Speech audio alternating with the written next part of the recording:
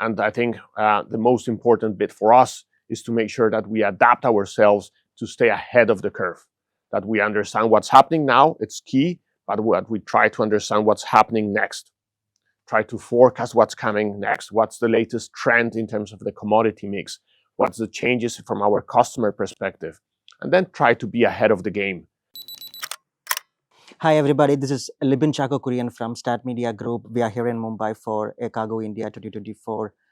Right now I'm joined by Camilo Garcia. He is the Chief Sales and Marketing Officer of IAG Cargo, a cargo division of International Airlines Group, one of the biggest airlines in the world. Camilo, thank you so much for joining us today. Thank you, Living. Thank you for having me here. You have spent 23 years of your career in British Airways and then IAG Cargo, and then you worked with WebCargo, for example, almost 4 years. And now you're back at IAG Cargo. Last April, you joined. Tell us about how you felt coming back to IAG Cargo and your experience with WebCargo, for example, how that helped your career, and then the last 10 months, how it has been. Great. Well, as you say, more than 2 decades now with a group, initially with British Airways, now with IAG Cargo, and I'm immensely proud to be back with the group after being able to experience work in a completely different environment from a startup perspective. Being back in the corporate world is really exciting. British Airways, Iberia, Aer Lingus, Vueling, Level offer our customers the best opportunity to move their goods around the world, and being part of such big organization is really something I feel very proud of, and being back working with our teams around the world, as an example here in India, where we have a fantastic team with excellent relationships that I think are stronger than ever, is something that I was really looking forward. So, as I said, very happy to be back at IAG Cargo. Very happy about the 4 years that I did also in between. That gave me the opportunity to look at the industry from a different perspective, work in a different environment from a startup environment, and see how is it possible to do business in different ways. And now being back at IAG, trying to implement some of those new ways of doing business back at our company today.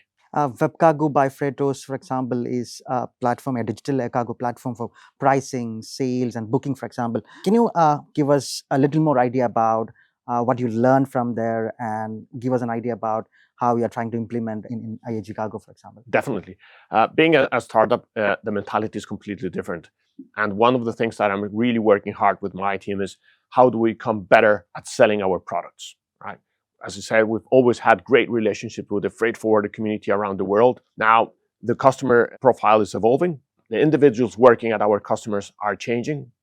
We've got a different generation joining the industry, and we need to adapt ourselves to that new generation. We need to make sure that our products are suitable for the industry, but also the way in which we communicate, the way in which we present our products, our capacity, our network, our pricing to our customers is more adaptable to 2024. And that is mainly linked to how we engage with digitization. Digitization is something which is at the core of IAG Cargo. That is how we present our capacity, how we allow our customers through different media, IAGcargo.com or other partners, how do we allow them to engage with us, to search for capacity, to get the best pricing online, to serve themselves, and to be a lot more independent and autonomous in the way in which we do business together. Yeah, 2023 has been a very difficult year for the global air cargo market as such, and particularly because of the increase in the capacity and then lower demand and also falling prices, for example. You have an important responsibility at IAG Cargo. How you balance these things? How you prepare for some of these things? 2023 is certainly not the first year where the airline industry or the air freight industry has seen this kind of challenges. We've been here before, but clearly the challenge evolves. And I think the most important bit for us is to make sure that we adapt ourselves to stay ahead of the curve, that we understand what's happening now, it's key, but we try to understand what's happening next, try to forecast what's coming next, what's the latest trend in terms of the commodity mix, what's the changes from our customer perspective, and then try to be ahead of the game. And such, from an IAG Cargo perspective, we, as I said a moment ago, are investing heavily in terms of digitization, in terms of sustainability. Those are things that are not only important for IAG Cargo, but important for the industry and for society. And therefore, it's important that our teams are very well aware of what's happening out there, that we adapt our ways of working, that we adapt our products. For example, let's take our constant climate product, specifically aimed at pharmaceuticals. And if we're here in India, we cannot omit this topic. Last April, very soon after I came back to IAG Cargo, had the privilege to open our new Premier facility in London, which basically doubles the capacity that IAG Cargo offers our customers through our Heathrow hub to handle temperature-controlled goods. But it's also about training our teams. We want to make sure that they are able to sell our product in the best possible way to people who are very well educated in this specific product. So 2023 has been very challenging. 2024 is not presenting itself as an easier one, but we are prepared to face that challenge. You have mentioned some of the most important investments into infrastructure, for example, right now. The constant climate, which is your product for the cold chain, for the temperature sensitive pharma. For example, you opened your 5th station in South Africa very recently, and it was after the Cincinnati facility, and before you also have your facilities at your hubs, for example, and the new flagship facility at London as well. Give us an idea about how these investments are really helping in improving your performance as the chief sales and marketing officer. So one of the strengths that IAG Cargo presents to our customers is the option of moving goods through different hubs, right? We have our hub in Heathrow, our hub in Dublin, and our hub in Madrid. But let's not forget about Barcelona, which with the level capacity that we offer into North America and Latin America from Barcelona, it's very quickly raising to the game level of other hubs. So pharmaceutical in particular is something that we are very much vested in, something that not only from an infrastructure, but also from a resource perspective, we're investing. You just mentioned our opening in South Africa. Cincinnati also became a constant climate facility. Over 100 stations around our network are now capable to handle constant climate at the highest level of a quality standard. Quality. It's very important for us, and it's not only about constant climate. We want to make sure that everything that we're doing at IAG Cargo is aimed at our customer, improving our customer experience. And customer experience goes from the moment first interaction with our customer to the moment that we deliver the goods at the end of the journey, be it from Latin America to China, from India to Latin America, through any of our hubs, connecting via a couple of our hubs, we will deliver quality to our customers. We are here in Air Cargo India 2024. Tell me about India. How you perceive the Indian market, for example? How important is India for you in your global network, for example? And what is happening here as you perceive from outside? India is one of the most vibrant markets in the industry, and for IAG Cargo, even more. With over 55 flights per week between India and the UK, we can clearly demonstrate to the market our commitment to this industry and to the Indian market in particular. We've got a great team here in India, and that team is allowing us to get very close conversations, very close relationships with the freight forwarder community here. And in India, we will focus on the pharmaceutical industry, but we will also focus on the automotive, in the perishable industry, in the garments industry. And it's no longer only going into the UK. It's the ability for us to serve our Indian customers with a wide range of destinations into North America, but also into Latin America and Europe. So it's connecting India to the world. And it's very, very exciting for us to hear the plans that the government here in India has in terms of where do they want to take their freight business. To hear our freight forwarder customers in India, what are their plans of expansion? And then for us to grow together with them. So India, key point of origin for IAG Cargo, but also a key destination for our customers around the network. Okay, as a chief sales officer, for example, one of the issue about the Indian market is that it's a low yield market, for example, and compared to other, even though there is a positive vibe about the Indian market, how it is growing, for example, but how you see that evolving? Do you see new mix of commodities coming into the Indian market where you carry it from India or to India?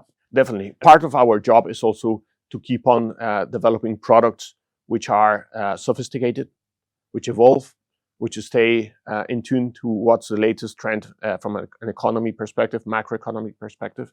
And therefore, we are catering for that kind of solutions, be it from an e-commerce perspective, be it from a pharmaceutical perspective or what we call prioritize, our express service.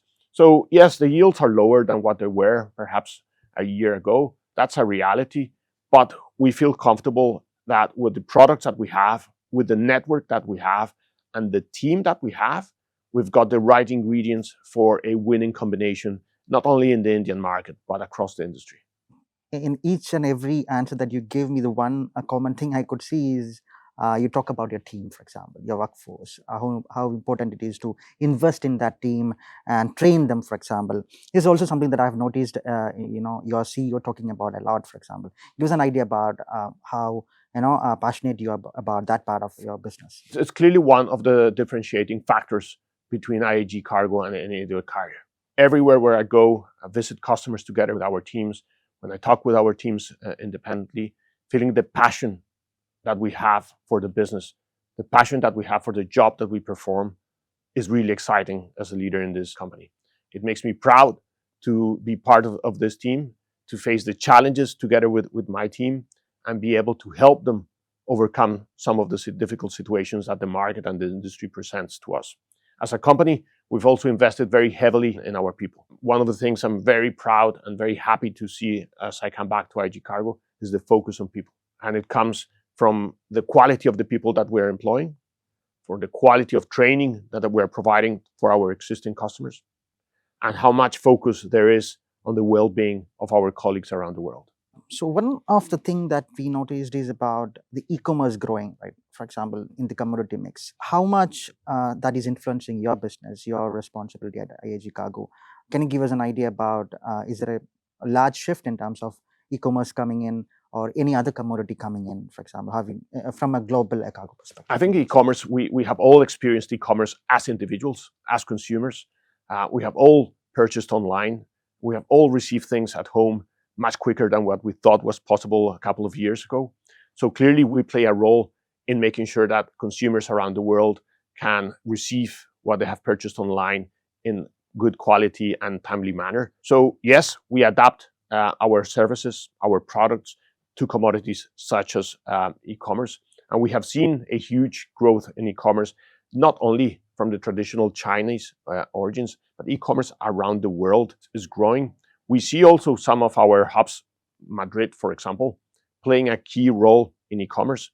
For us, being at the right of the center of the European to Latin America, but also the Asian to Latin America transit via Madrid to all our network into Latin America.